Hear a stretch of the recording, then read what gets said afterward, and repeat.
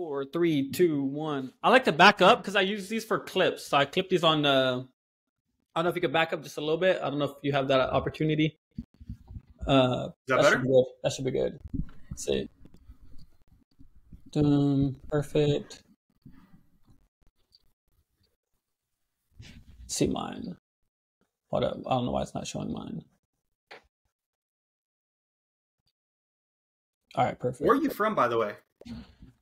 I am from Oklahoma, born in Oklahoma, but that's where I was born. No, I did my ancestry DNA, and I have a lot of Indian in me, so I'm all over the place. I hear you. People think I'm from Europe. They say I look European. I could see that. Yeah. I could see that. You mentioned Andrew Tate. I could see maybe some Eastern European, maybe, or Bosnian. Kind of look Bosnian. All right, so let's dive into this. It's been a while. We disconnected on Facebook somehow, and we got reconnected, which is good. But we didn't we get disconnected?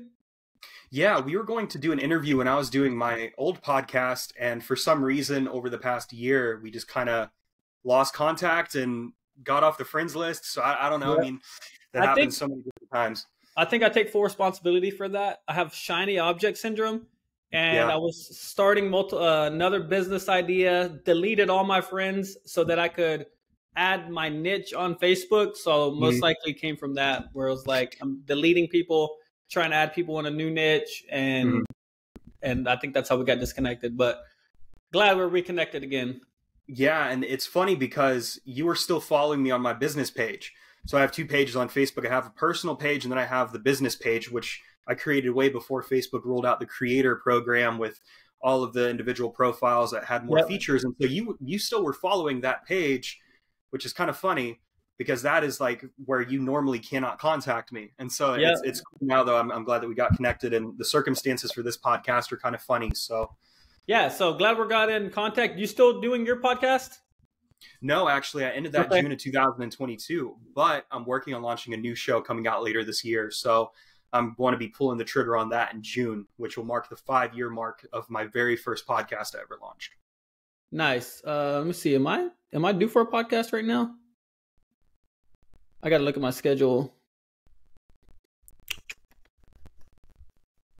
1 second.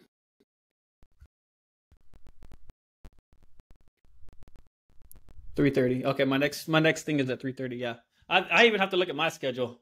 Sometimes I can overbook. I'm like, shoot, I don't want to be that one person. I just made that post. I'm like, now I'm the one not showing up. All right. So with that being said, let's start off by you just explaining what you're currently doing right now. Yeah, I mean, great question. So first and foremost, I'm running a public relations firm called Mashman Ventures that specializes in personal branding. So what that looks like is a consulting business model. So I work with people who want to create, maintain, and scale their personal brand, whether that be a coach or a consultant. I normally don't work with coaches. They're just such a pain in the ass to work with.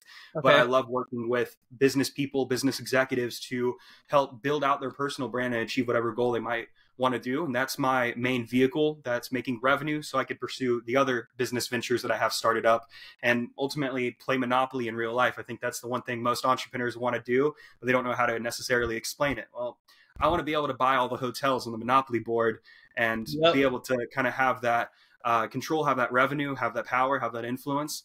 And so that's a really quick summary, but I'd be more than willing to go and get over. I want to dive into that. I want to dive into the personal brand. That's something I'm 100% interested in. I mentioned Andrew Tate earlier, probably the guy with the biggest personal brand online. I think he does a really good job when it comes to branding and staying on brand. He labels himself the top G. He not only talks about it, but he lives exactly what he talks about.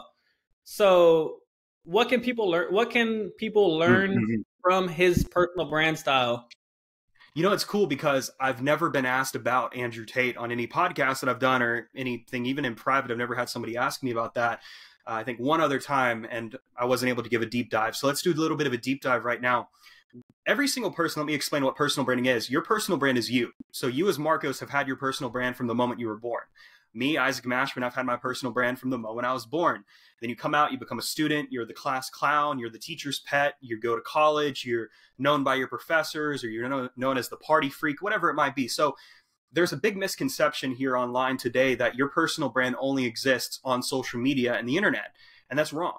Adam and Eve had a personal brand. And so I take it from a very philosophical approach, and I give a philosophical definition of what personal branding is. So with that in mind, Andrew Tate has always been Andrew Tate. But the thing is, he let people in on who he was. And then he started to develop this character based around who he is, this image. And now he could have been operating like this for the past decade, for the past 15 years with his brother. But that's doesn't really matter if nobody knows who he was outside of his business. Yep. So now it's about gaining and gathering the attention at scale. And the big thing in order for your personal brand to stand out, and as I like to say, create an unrivaled personal brand, is there has to be a gap of distance. And this is something that people don't realize is happening when they're following a celebrity. When you follow a celebrity, you're ultimately viewing them as better than you. Maybe not consciously, but subconsciously. I'm going to jump in. I do that. I see. Yeah, I do that 100%. And you know why? There's actually a psychological effect that is known as the halo effect. And there's an inverse effect as well known as the horn effect. But the halo effect basically is where you make this overall deduction of a person based off of one characteristic. So if you see somebody that has 1 million followers online, you automatically assume that they have money. You assume that there's somebody who's credible. You assume that there's somebody you can trust. If you see somebody that is fit and physically strong, you might make assumptions about their mentality, about whether or not they can be trusted based off of prior biases that you have. Whatever that might be, you're making these psychological deductions off of one fact. And so when you're looking at somebody like Kim K, you view her as out of reach. All of these millions of women who are following her are viewing her as this god, this role model. This Taylor Swift figure as well is a great example, who has been in the news massively over the past 6 months because of the NFL, but she's not within reach. It's not like you can just send her a message, call her up and be like, yo, Taylor, right? Yep. And so if you think about Andrew Tate and the entire philosophy and the idea of top G and what he stands for, it's to keep him out of arm's distance. It's where he's there, but he doesn't know who you are. And this is where people go wrong with building out their personal brands, is they want to have conversations with every single person. I think to a degree you should, but at a certain point, more people are going to know who you are and you will not know them. So the relationship is uneven, and that's how you want it to be. And so thinking about him becoming this widely known character, part of it was devised based off of controversy. If you think about how controversial he was when he was really just giving his personal thoughts, which I mean, anything that he's been saying 50 years ago would have been common belief. But he said things that were in 2024, 2023, kind of counterculture. And then from there, he leaned into that controversy, and then he provided value through living a lifestyle. So he set the example. And then now you have all these people who view him as this authority figure, this big brother kind of figure, not really so much as you're like my dad, but as a big brother. You said it, because I've said that before. He's like a big brother. He's like someone that the reason I like Andrew Tate is because I feel like he is that kind of like the dad figure too. He's speaking like, for me, I've never had a dad. So like when someone's saying like, yeah, you need to work hard and you need to not bullshit around and like life is going to be hard. Like no one ever told me that. I've always expected life to be easy. And so you felt a little bit easier hearing that from him. You felt a little bit more like, oh, he just validated what I'm going through. Okay. I know what I'm going through is normal. So now you're connecting with him. And I think, Marcos, if we were to break down the content that gets produced online, content does one of 4 things or a combination of the above. Content can entertain you. So you're thinking about, you're laughing, you're being in, you're feeling a certain kind of emotion from that piece of content. Content can connect. So you're connecting with a person because of the content that is produced through storytelling, etc. Yep. Content can educate. So you're educating somebody on something that they did not know previously, or you are motivating and inspiring them.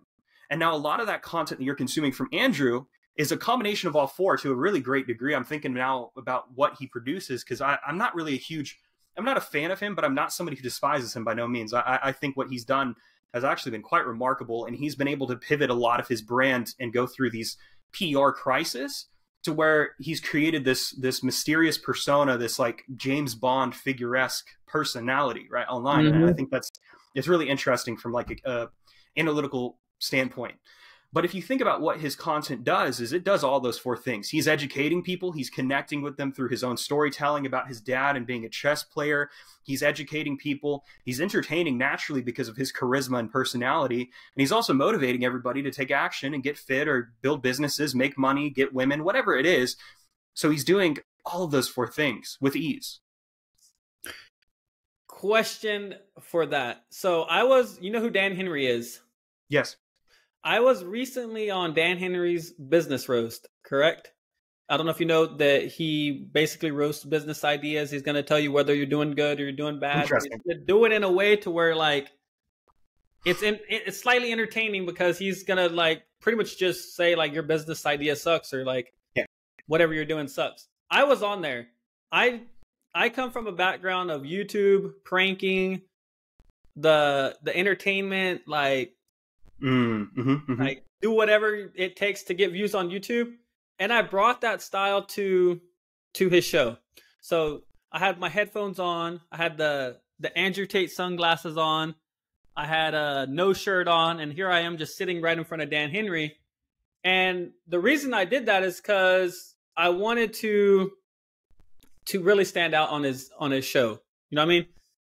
Okay. His goal is to get views on YouTube. And if I can do whatever I can to be entertaining for a show, I'll do it. My goal is to grow my business. So I kind of wanted to have like a mix between there. But I did want to stand out because I know the more views that his show gets, the more potential business I can get. Yeah. I kind of saw it as like a brand. The reason why I gave you that concept is because I saw that as like my brand image. I kind of wanted to take like an image from Andrew Tate and kind of use that as my own brand. But he said that won't get me business. He said that kind of brand is not going to get me business. I'm specifically working with coaches and consultants, helping them scale with paid advertising. So, well, let me break this down in two. And there really wasn't a question there, but I found the question. Yeah, okay. So the first thing is you have to define a gimmick versus something that is genuinely creative. A gimmick is oftentimes like something that isn't really taken serious. So you coming from that prankster background, that was gimmicky, and those gimmicks worked, and it was entertaining, and it's really easy. I mean, a couple years ago, I don't know if you remember Boot Gang, but he would run through places and he'd prank like fast food restaurants and jump behind counters. And it's funny because that guy's actually from my home city of Jacksonville, Florida, but it became this gimmick. It became this entertaining thing, and it created and determined a lot of what that prank culture was for the following years. And it's interesting because he's actually had this like completely come to Jesus. He's reverted to Christ and like all these different things, which is an interesting subject matter in of its own, to where he was able to change the narrative around his name. But who did you say again? What was the name? Boot Gang. Okay. I don't know, it's a couple years ago. Really cool. He just turned to Christ. So I was thinking it was him. Yeah, it was like Boot Gang, and then John Gabbana, and then he went into this like Holy Gabbana or whatever. I still know him for Boot, but I think it's really impressive what he's been able to do in terms of turning his life around and that. But that's a topic for another time. But what Danny Henry was seeing is he was seeing an impersonator, not Marcos Garcia. He was seeing an impersonator of Andrew Tate. So where is that uniqueness coming through? So if you're impersonating Andrew, then you can be appearing as a gimmick, which means there is no trust. There is no uniqueness. Now, if you were to take a aspect of Andrew Tate with how you talk, but not how you appear, because right now I can tell how you're dressed right now. You take influence from Andrew, which is fine. I do. But then I look at your body structure, I look at your haircut, I look at your face, and I can see that you're mimicking part of Andrew Tate. Now, you're doing this out of respect, not out of being a gimmick, but you have to think in your mind, how is this person perceiving me? And if they're perceiving you as an impersonator, they don't perceive you as an expert. So what you could do is maybe take some of the aspects of his speech and his charisma, and then you could find something that's unique to you. Maybe you find your own way to dress, maybe your own way of holding yourself, your own way of promoting yourself, and you can take aspects of his character that work and adopt it into yourself. And so you're reverse engineering what has been effective for him and applying the very best, but you're no longer being a gimmick. The second thing, and at any point, feel free to cut me off because I can go on a rant. Your pitch that you just said, talking about helping coaches or consultants make more sales, right? Whatever it was, whatever you just said, I've heard a million times before. And so you have to phrase it in a way that is eye grabbing, right? Attention grabbing, and is memorable, and also communicates what you're doing. So for example, let me look at what I do online and how I have basically written my own marketing message. At first I say addicted to coffee and standards. Why would I open with that? I open it because it's a personal fact about me. It's something that is going to establish rapport with somebody who's on the other end. So they're going to go to my profile and see addicted to coffee and standards before I'm even talking about what I'm doing professionally. I lead with my personality and the personal thing to establish connection and rapport with them. And then I lead into, I help create, maintain, and scale unrivaled personal brands. Okay? That is a lot more memorable because I'm, number one, telling you what I'm doing and then what the end goal is. Versus something that's very cliche and I've seen a million times before. So what you could do is I help coaches and consultants lose the stigma behind their business and make more sales or something like that, depending on what your focus is with working with them. But you find something that is creative and you adopt that so you can get better results and communicate your message. Because everybody online is trying to look like somebody else. And so you have to find this balance of looking like yourself, but taking the very best of the things from the people you follow. So what do you think someone who makes over millions of dollars a year will take seriously? Because I think I read online or I saw some post or it's like you either make how can I say this? People might not take, so for instance, someone's making $1 million a year, then I come in, some newbie learning internet marketing from, even if it's from one of the greatest in the world, they might look at how much money I have in the bank. Or maybe that's just a belief that I have. How do you gain that person's respect whenever you're not even on that same level? I think part of it is acting and giving a vibe that you actually belong in that room with them, that you are their equal. And this goes into the psychology of things. It's interesting because a lot of personal branding it falls underneath the umbrella of public relations. You're determining the relationship with a public. And a lot of PR is psychology and understanding how somebody would perceive this. If this, then that. So if I do this campaign, then this is going to increase my sales. If I do this interview, it's going to connect me with people who also like Andrew Tate and like Marcos Garcia. So I'm viewing from all these different perspectives. So they're not caring about how much money you have in the account. That's not what their concern are. Their concern is what result is this kid getting from me? So if you come in and you immediately start delivering value, and I mean, this is what people have talked about for years. Gary Vee's like, deliver value, whatever you can do. But I'm talking, you actually go and you approach them and say, hey, Marcos, I know that your name is Marcos Garcia. Man, that's not really a unique name. Do you have a middle name you could use to help you stand out and appear better on Google and be a little bit more visible? No? Okay, well, why don't you try this? Or one of the things that I do is I'll say, hey, did you know that your domain is available? For example, I have isaacmashman.com, but I'm like, hey, your name, John Smith, XYZ.com is available. Like, you need to purchase that if you're trying to build out your personal brand.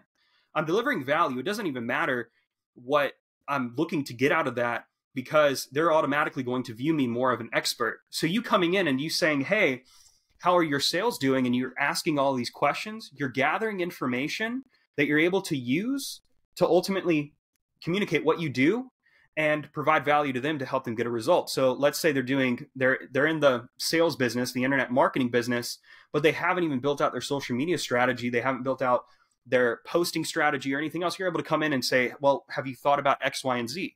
And then it's your job to maintain contact so they end up going with you and not somebody else. Fair enough. Yeah, no, that makes a lot of sense. Which leads me into my next question is, so there's two type of people online, right? You got the one that's going to educate, and then you got the one that's going to entertain. So you got your like I talked about earlier, your pranksters. Mm-hmm. Tell me why someone who has, well, you kind of mentioned this earlier, but someone who has the millions of followers is going to be taken more seriously than the person with less followers, even if they're millionaires, but they have like 2,000 followers. But then you got this prankster just doing some weird pranks and going out and just doing all this weird stuff and not even the biggest thing, like not giving the best advice, but they're going to look at that guy like he's the one that they should be listening to, and they'll do anything for him. You know, a couple years ago when I was out in LA, for VidCon and a few other things, and I had this stint where I was doing a lot of content creation and bumping arms with some pretty large creators out in LA. And it was interesting seeing the behind the scenes glimpse. and realizing that they're all the same people. They're all real people that are going out to In-N-Out and they're getting burgers, or they're going out to this event and having conversations, or their ex is cheating on them, or like they're all these other things. Like, you realize they're human. But again, going back to the psychological thing earlier, we still view them out of reach because they have that number. And I mentioned a quote in my first edition of my manifesto, Personal Branding and Manifesto and Fame and Influence, is the 99% are looking for the 1% to follow. Because we're looking for somebody to live vicariously through, or we're looking for that person who can validate us or who can validate our pursuit of success. And so the person who has 1 million followers that might be an entertainer, they're still having that, oh my God, 1 million people are looking at them. That's 2 million eyeballs. Like, that's remarkable. And so why do you think when people go out and meet a celebrity, they're taking a photo? They're not taking a photo with the celebrity for memories. They're taking a photo with the celebrity for the clout. Think about that. That's different. The reason I asked that is because I want to tie into this for people in like the business space. When in the future, I believe that having a following is going to be the biggest key to making money in the future, and that's where we're just leading to. So, with that being said, is it something that people need to be working on? Do you believe, like, when people are building their personal brand, they need to be focusing on not only just delivering value, but building a large following? Yeah, it's quintessential. It is not something that even in the future will be required. Today in 2024, you should be going all in with your personal brand and becoming known as a public figure. So number one, you have to identify what you're looking to get. What are you wanting from your personal brand? Do you want money? Do you want fame? Do you want things for your ego? Do you want to drive attention to a cause? And once you identify that, you can start asking the questions of, well, what do I want to be known as? Who do I want to be known for? Right? So I don't want to be known just as the PR guy. I want to be known as a businessman. I want to be known as somebody who has influence, who has power, somebody who, if I give my name to that business, it is automatically going to work because it's in association with me. And then from there, that's talking about the brand side of things. Then you can go into the marketing, which is, how do you get there? How do you make that happen? And that's really I think the strategy of that is so easy. I spend more time talking about the brand than I do the strategy and the marketing, because getting on a podcast is contributing to my personal brand success, doing this conversation, right? Going and interviewing on blog places or writing articles, that's contributing to my personal brand. Creating content is contributing to my personal brand. Having conversations is also doing the same. And so identifying what strategies you're taking, that's going to be the easiest part of the game. But determining what you want to be known as is more important. And so, and I say more important, not in the sense that branding and marketing are unequal. I think that they both serve a very unique purpose, and how you want to build your brand will determine how you want to market yourself. You don't see Rolls-Royce on the Super Bowl commercials, but you see them advertising for the pro golf tournaments, right? There's a reason for that, the psychology. And so if you really want to stand out, you need to be portraying yourself as that public figure who's just out of reach, and where opportunities can start seeking you out without you having to be the person always seeking out the opportunities. Out of reach. How does one become out of reach? That's a perfect example of this is, for example, I was recently published and I was quoted in Entrepreneur Magazine on an article, and I was also quoted in an article on Forbes. That's been a massive goal of mine for years. It's funny because now that it happens, I'm like, whoop-de-doo, you know, I'm spinning my little flag. I'm like, that's cool. But doing those things, if somebody was to, for example, hear about me for the first time ever and search up Isaac Mashman, go into Google and type in my name, they're going to see a bunch of results pop up. And then they're going to see, oh, this guy was quoted in Forbes. This guy was quoted in Entrepreneur. This guy's been on X, Y, and Z. This guy's done this. This guy's done that. And it sounds braggadocious saying it, but that's not the intent that I'm trying to communicate. But they're going to see me as an authority, which means I have leverage. And if I have leverage, I can determine whether or not I want to work with that person or I don't want to work with that person. Or if I want to make an introduction to them, if I want to send them to a training platform rather than a consultation, or if they're going to follow me versus they won't follow me. We have over 4 billion people on the internet, and that number will continue growing as people across the globe continue expanding. I mean, Africa is going to be the next epicenter for the economy in 50 years from now. You're going to have 1 billion people in Africa getting on social media now, also wanting to grow their personal brands. You're going to have the Nigerian Andrew Tate in the next decade. Guarantee it. But you know, the cool thing about that is you have to do something to help you cut through the narrative and actually break out. You have to be trustworthy. So doing articles or doing these podcasts is a form of third-party edification. So now another person is saying, hey, I give my stamp of approval because I'm having this conversation with Isaac. Think about that. And so again, man, I could go and talk about this for hours on end, but I hope that breaking down and re-listening to this a few times will be able to help people tremendously. With that being said, we're talking a lot about branding. We're talking a lot about getting your personal brand out there. But one thing happened this week. Facebook went down. Yep. What happens when all social media goes down? What can people do to still stay relevant?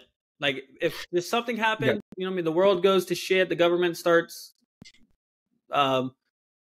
monitoring more things more, which is like Facebook and stuff like that. Censorship becomes even worse.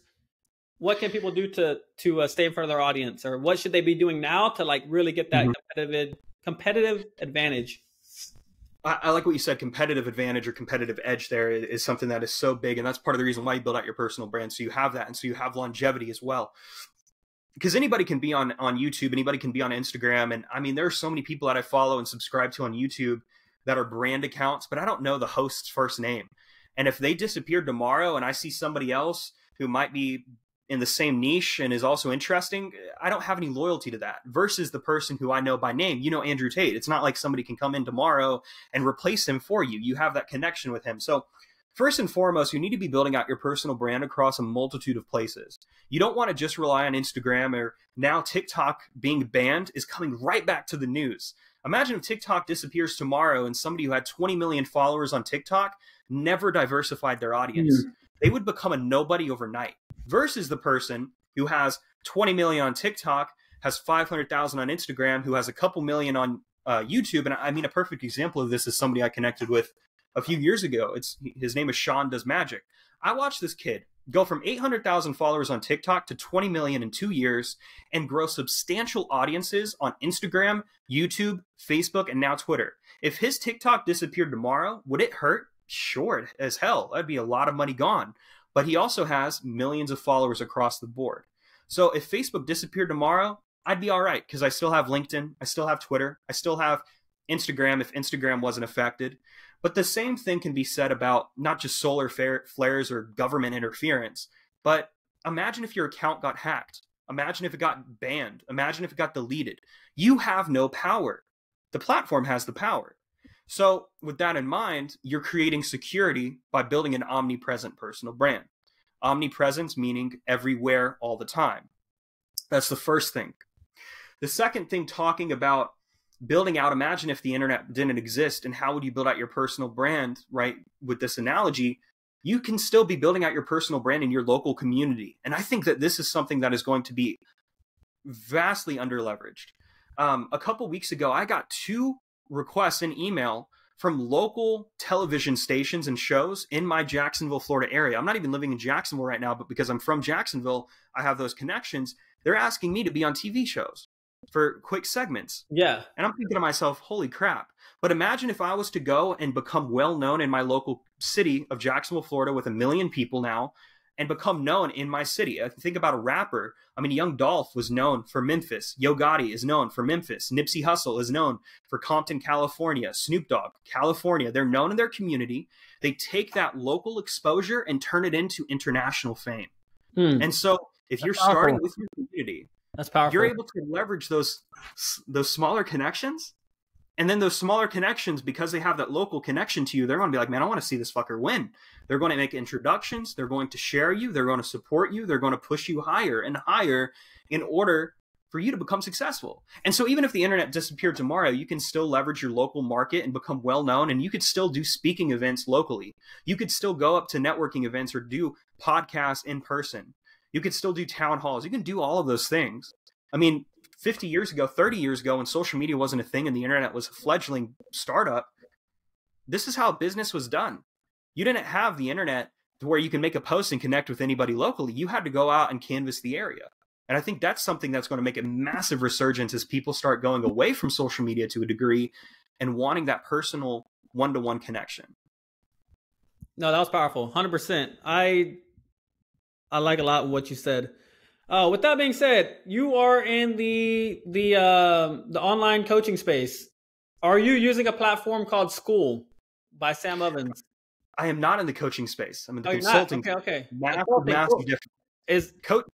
Coaching is more of bringing something out of you, and consulting is more strategic. Okay. That's my perspective on it. So it's consulting because a lot of this has to do, almost all of it has to do with strategy. Got it. So I've heard of the platform. I've never used the platform. Is there a reason why, or you just not? I mean, I have my own platform that I've built called the Training by Mashman Ventures platform. This is 30% of my business, which is basically educational resources. So it's on a platform called Thinkific, and I'm white labeling it to where you wouldn't know that. But I mean, it has every single thing that I would possibly want. So I have heard good things about school, but I already kind of built everything out on Thinkific before that became popular. Are you doing or when you're doing your consulting, are you doing more of your like community consulting, like group consulting, or are you doing one-on-one? Mainly one by one, but group consulting I want to start doing, but that's going to be coming in the fashion of events. So that's part of the long-term vision of doing events and doing training in that department, or even organizations and helping employers in that department. What did it really take for you to come up? The reason I asked this is because I love consulting and coaching and like school and Sam Evans and all that kind of stuff. I like find this industry like very interesting. And one thing, whenever I was working on like coming up with an idea of what I can do in the space, was offer. And I see everybody struggling with this. What can I offer? And people will get so stuck on the offer, they'll be there for years. They'll spend thousands here, thousands there, and they still cannot come up with an offer to make that next move. How did you come up with yours? Yeah, man, and a great question, and very very timely as well, because I've actually redefined my offer in the past literally 2 months of this year. Because when I initially launched the firm, I had the first limiting belief that in order to have a public relations firm, I had to have a public relations retainer. That's a reasonable assumption. But I realize now in retrospect that I didn't need a retainer. I could focus 100% on consulting and still be a public relations firm. It's just with a specific strategic focus. And so when it comes to crafting my offer, I was doing a la carte consultations where you could just book me for one-off consultation, or we could do a retainer, which is measured based off of time. So 3 months or a year. And then we had the training platform, which is a separate vehicle in of itself. But I did away with the retainer for a couple different reasons. And I think part of this issue that you're mentioning is people get so stuck up on crafting it, they never execute and they never try and see if it works. But because I didn't wait for perfection and I did the retainer, I realized, wait a second. I've had a lot of clients where I've given them homework and I've given them advice, because consulting requires effort on both parties' end. And they didn't execute. They didn't do their homework. So we would do another consultation and be like, have you done this? No. Okay, you said you were going to get it done, but now this is pushing off what I need to go ahead and talk to you about in order to progress your personal brand in the time frame that we discussed. So in doing so, I didn't see that it was as effective. So I did away with the retainer, and now we're focusing 100% on consultations, to where you could purchase one consultation, or you could purchase 25 consultations in advance and have 2 years to redeem them. But now the time is not the matter. It's not the focal point. So if you do one consultation with me and you listen and you execute and do all the homework, and you need another consultation the next week, well, there we go. Let's do it. Let's say you need a little bit of extra time to finish your homework, like an extra month. Okay, now we don't have the time constraint. So you're able to go and book me next month when you are ready.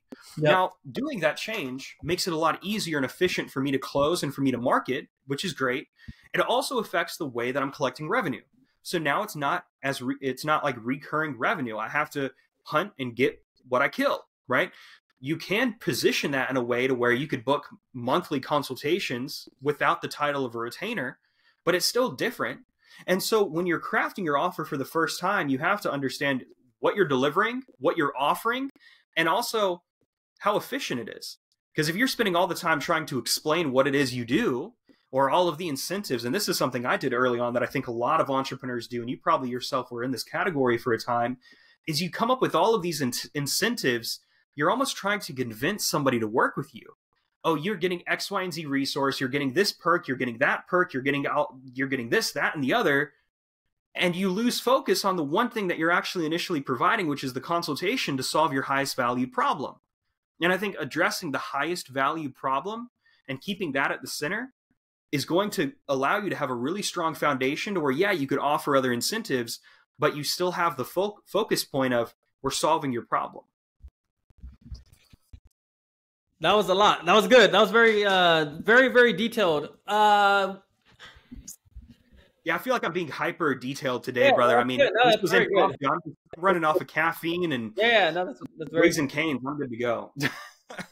Was there someone that did you just figure that out on your own, or was there some mentor that like kind of guided you on that? I have not paid for one coach. I have not paid for one mentor. Okay. I have not paid for one course, believe it or not. All YouTube or all just research? Yeah, and that's part of the reason why I think a lot of people like working with me, because I give them that organic approach. Yep. I was in network marketing, obviously, very early on. So I think that, in a sense, maybe I did pay for it, but it came naturally with being a part of a network marketing company, which I think for any entrepreneur who doesn't know where to start, joining an MLM is one of the best ways to get started, even if you don't do anything with it, because you got this sense of community and deliverables. Yep. But I will say I'm a huge student. So, I mean, from the New Thought perspective, from Bob Proctor to Earl Nightingale and Napoleon Hill, I mean, I have, some work up here, which is, vintage. And then from the strategic point of view, when it comes to building out personal brands, Napoleon Hill in Think and Grow Rich talks about personal branding. He just doesn't call it that. In the section Organized Thought, in the chapter, he talks about taking all of your accolades and all of your successes and putting it as a resume in a binder. You're able to determine your own salary. That is a perfect example of personal branding that most people, when they read Think and Grow Rich, don't even realize. I've read it and I didn't even realize that. Reread that section and you'll realize you're going to have my voice in your head and you're going to be like, damn, personal branding. Think and Grow Rich is one of my favorite books of all times. It's excellent. So you don't get into the coaching, like you don't get into the coaching. You don't get into the learning from other people. I'm not saying you don't learn from other people, but you're not buying courses and you're not doing that.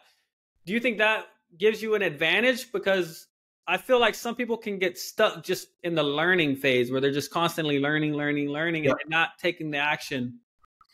And I've been in that stage myself, actually. And go ahead. Oh, I want to ask a question right after that, after you answer this one. Okay. Yeah, I've been in that stage myself to where I'm so focused on learning, and I'm not even learning from somebody explicitly by paying them for a mentorship or anything. And I think there's also a distinction between somebody that you're learning as a coach versus a mentor. You never pay for a mentor. If you're paying for a mentor, they're not a mentor. They're a coach. And that's my perspective there. I think mentors are free. Mentors are people that are pouring into you without anything in return, aside from their own validation that they're helping you and the own satisfaction there, And I think that's a great indicator of success to a degree. But I have been in phases where I'm so focused on learning or obsessing or studying strategy where I might be making leaps and bounds for my own personal brand, but I'm not doing everything that I need to in order to close clients. And so I think that understanding that there are two kinds of activities, there are the activities that make money immediately versus make money in the long term by building your brand, for example. I think having a good balance of that is important, especially for entrepreneurs, because you want to, if you're building a startup, for example, are you focusing on getting the startup perfected, or are you focusing on only getting users, when you should be making sure that your startup is progressing with features, but also gaining users? So there's good mutual growth. So I hope that kind of answers your question a little bit, but I do think a lot of people get so obsessed with seeking validation from other people, because that's what it is. When you're paying for a course, you're seeking validation. And that's something that nobody really breaks down, but you are looking for somebody to validate you. Yeah. Do you think that hurts people's confidence and decision-making over time, the more that they're trying to get the validation from someone else? I think so, because you're being validated by another person, and their success doesn't even matter. Their perceived success is what matters. You're perceiving them as somebody who's farther ahead than you. And so by doing so, learning from them gives you this psychological boost that you need to execute, versus going out and just doing it yourself and then maybe using those wins to stack up. And yeah, you might listen to a course or an audio here and there, but you're not necessarily needing that validation.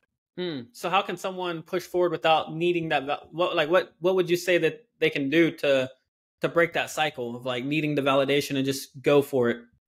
Well, success leaves clues, does it not?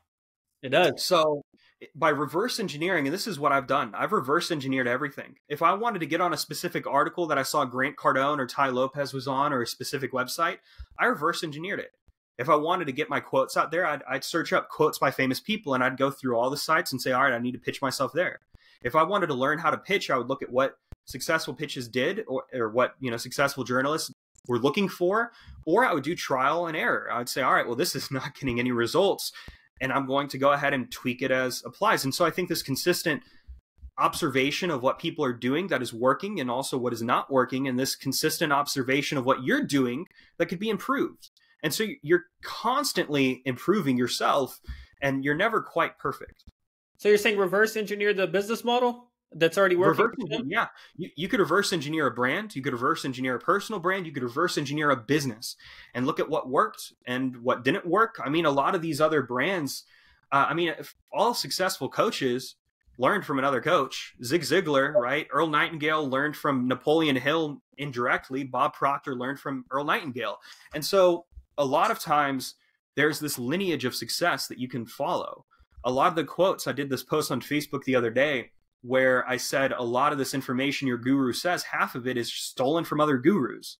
And so going back and tracing that lineage, just like you trace your lineage to try to figure out where your family was from years and years and years ago, you can trace the lineage of success and results and see, all right, this guy did this, got this result.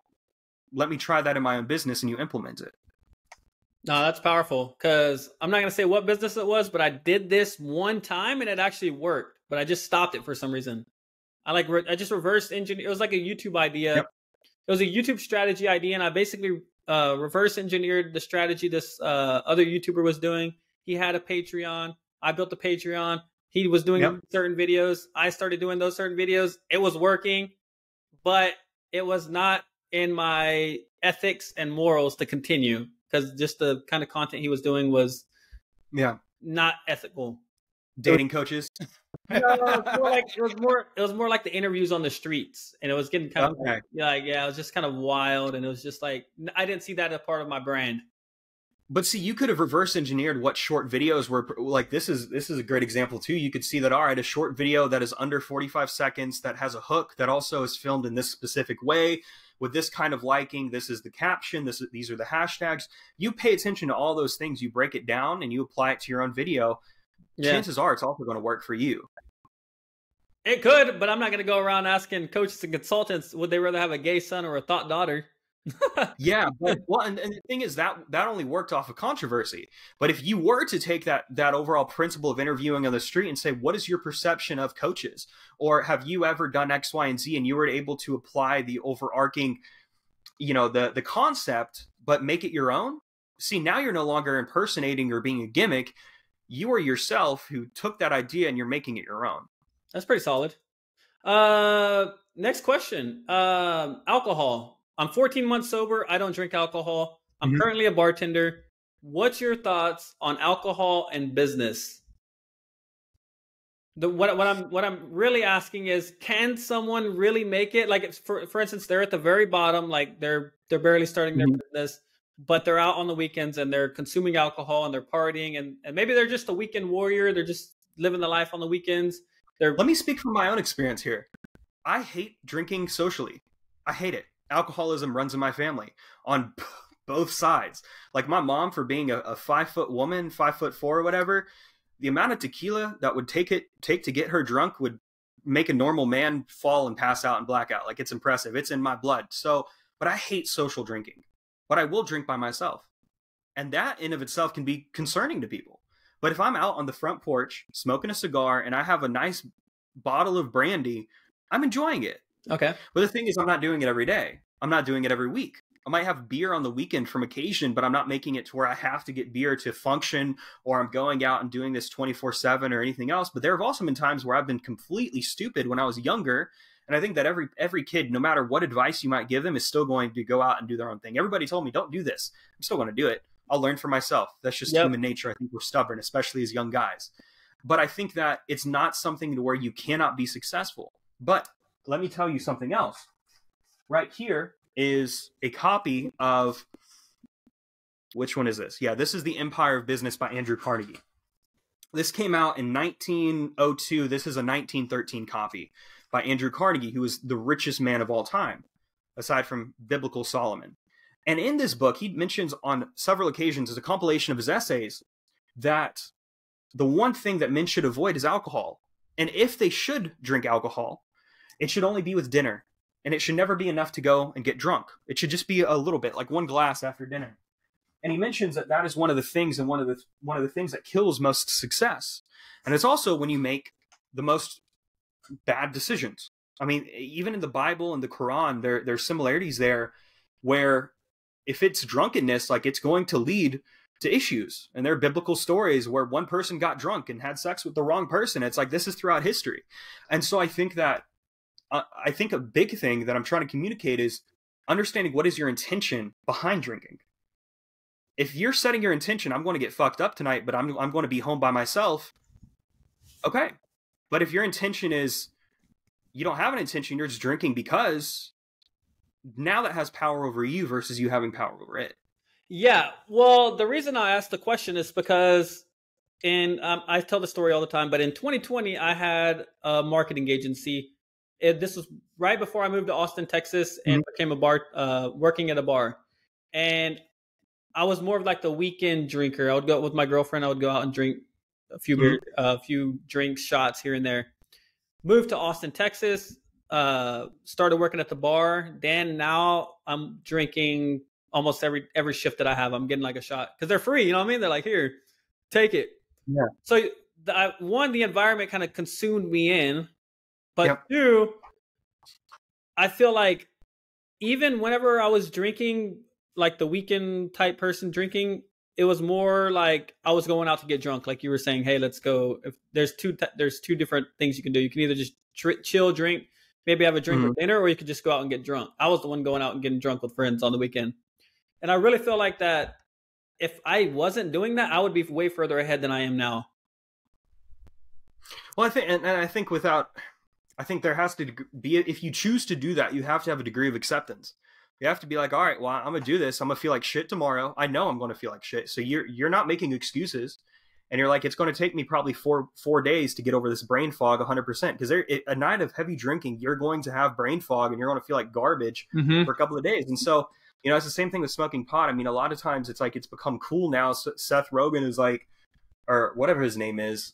He's like, yeah, I have this ashtray. I'm smoking 3 joints. This is either for you and your 2 friends or for one person who's smoking 3 joints. And it's like, they're promoting this lifestyle of sloth versus this lifestyle that's actually worth something. And I think that making those decisions about what kind of person you want to be, it's the same thing with like smoking a cigar. You could talk to somebody and they'd be like, oh, isn't this a risk for your health? And be like, well, you're making that conscious decision to do something. So you're in control. You're not letting it control you. Got it. So you're basically saying you can drink, but you got to be in control of it. Yeah. Okay. Yeah. But I think that is what might work for me, or what I might say in that department. I mean, it's such a fickle and very fine question, fine conversation, because you have some people that are like, never drink, never do this, never do that. And the idea of that is great, but is it actually going to be applied and possible? It's possible. You just have to really want it. But yeah, well, when I was younger, I was like, man, I'm never going to drink again, never going to drink again. And then I'm like, but I do like a nice fine wine. I like Screwball on the Rocks. I don't know if you ever had Screwball on the Rocks. It tastes pretty good. Haven't. Peanut butter whiskey. Ugh, I hate peanut butter. It tastes pretty good. Hate peanut butter. All right, perfect. This is a good question. So looking ahead in the next year, like what's your goals? What's your aspirations moving forward in your business? Yeah, ultimately really building out my consulting side of the business and getting some training platform products launched. So they're not courses, they're programs. And then aside from that, I'm also working on the 2nd edition of my book, which is going to be 4 or 5 times the length of this. And so I'm in the stages of that, going to have 125 subsections, breaking down everything I know about personal branding on a very psychological and philosophical level. Also making and buying some more land. I bought my first 2 pieces of property a couple years ago, and I'm looking forward to buying some more. And yeah, man, just pursuing that personal excellence, I think, is what I'm working towards, building and living up to my potential, which I'll never reach, but the pursuit will keep me going. And that, for being as cliche as it might sound, really speaks to covering all areas of my life and health and relationships and, financial, emotional, spiritual, mental, etc. So you seem very knowledgeable. Like, are you reading like every single day? Because I'm curious. Like, you seem very like. I should be, but I'm always soaking up information. I'm not reading as consistently as I would like right now, but I am always listening to audios and listening to information there. And I'm like a sponge. I'll soak it all up. So even when I worked my first job in 2018, working in a barbecue joint, I was listening to the network marketing mentors while I'm over here rubbing down some pork with some seasoning. I'm over here like slapping this pork and listening to a mentor in my head. And that's something I've done consistently for the past couple of years, to where I believe I've shaved off decades of life and experience and saved myself so much time by learning from other people.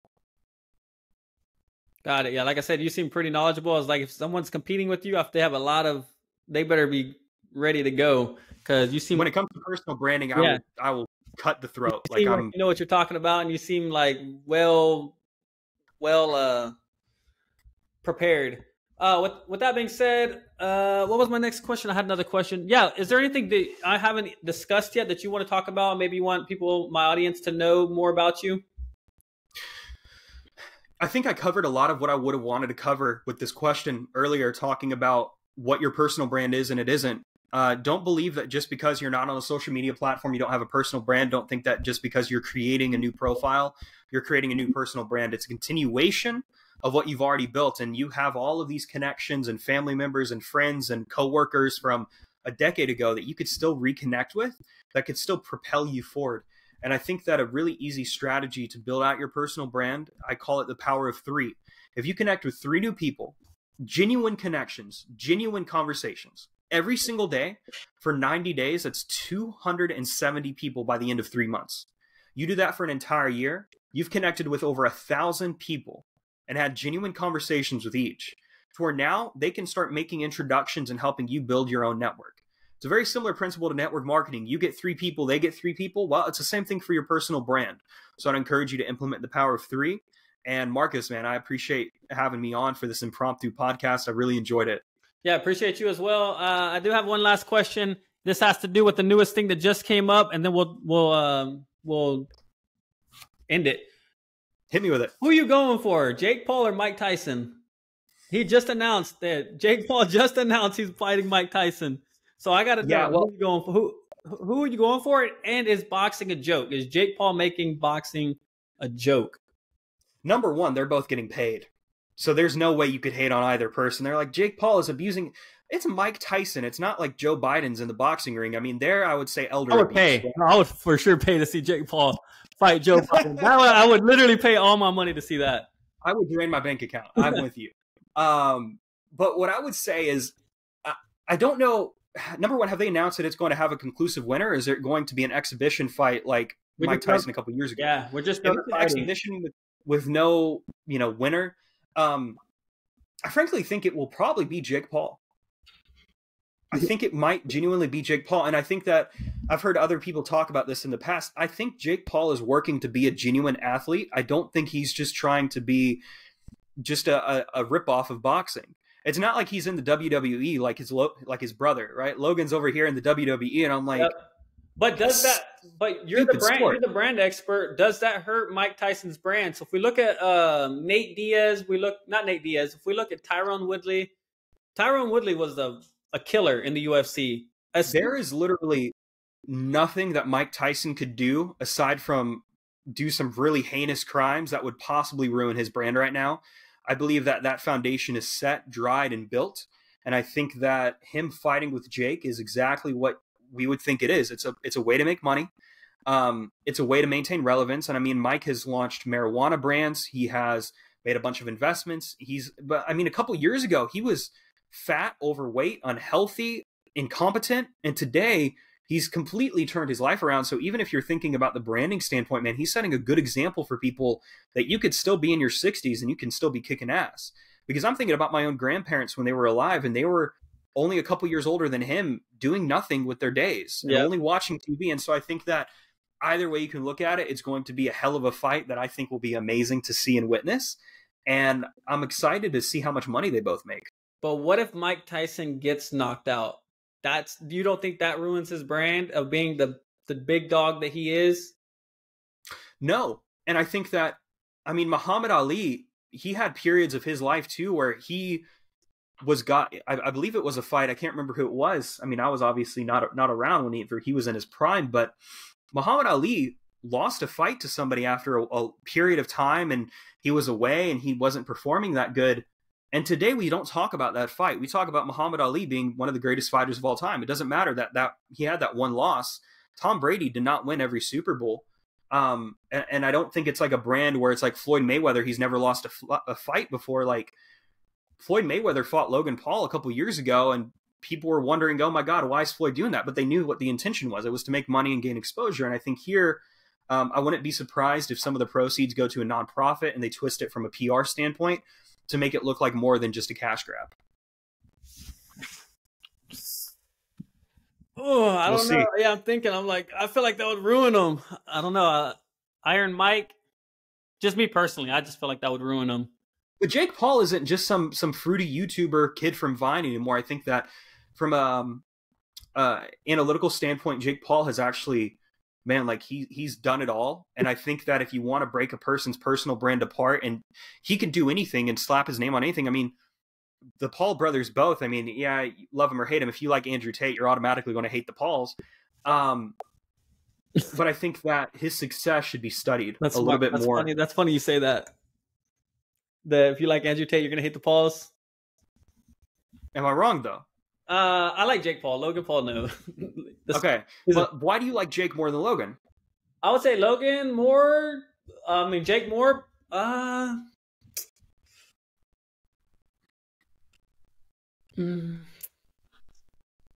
would say mainly because Logan scammed. Pretty much just because he's scamming people. Yeah, you're talking about the Crypto Zoo thing, which still hasn't been compensated.